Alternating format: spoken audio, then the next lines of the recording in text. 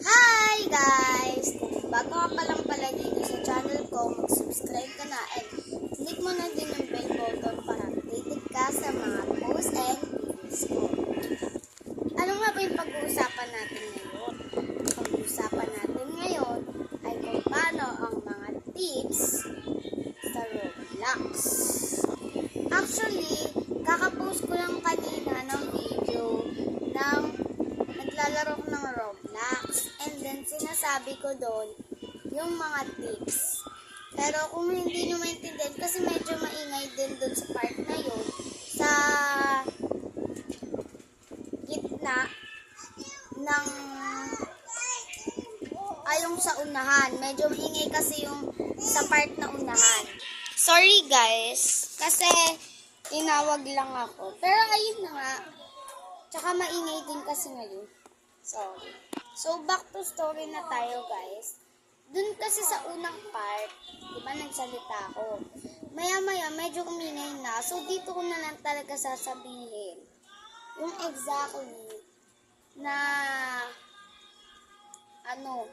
exactly na tips para hindi ka mahulog or mamatay doon sa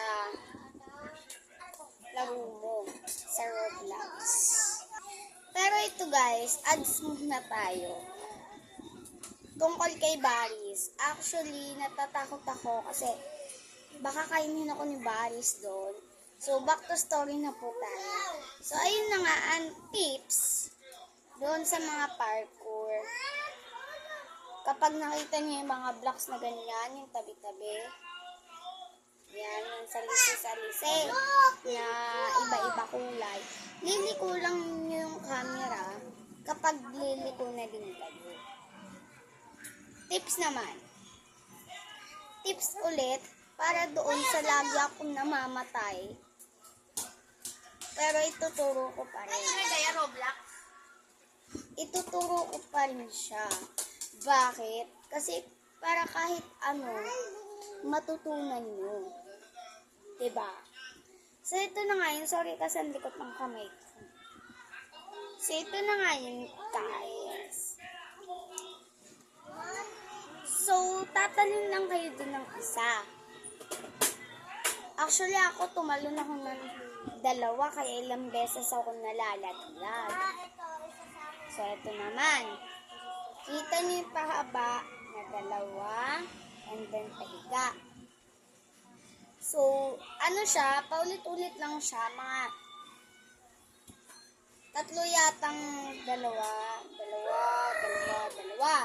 Tapos, isa, dalawa, tatlo. Ayun, so, colorful din yun. Pipili kayo doon para hindi kayo malaglag. Kunyari, dito, malalaglag ka. Dito, hindi. Kaya dito ka pupunta. Dito hindi ka malalaglag. Dito malalaglag ka. Kaya, dito ka pupunta. Ganun. Ito na nga, guys. Oo nga. Sorry kasi tinanong ni ate ko ang Roblox nga ba. Malamang. Ito na nga, guys. So, tips naman para hindi kayo mahabol ni Baris. Ang gawin nyo, bilisan nyo ang pagtatakbo. Kahit, huwag kayo magpraning. Huwag kayo mapraning. Kahit napapraning na kayo, basta bilisan nyo ang pagtakbo. And, dahan-dahan dapat kayo dun sa mga pahaba para hindi kayo malaglag at hindi kayo habulin ni Baris. And guys, ito po ang mga tips.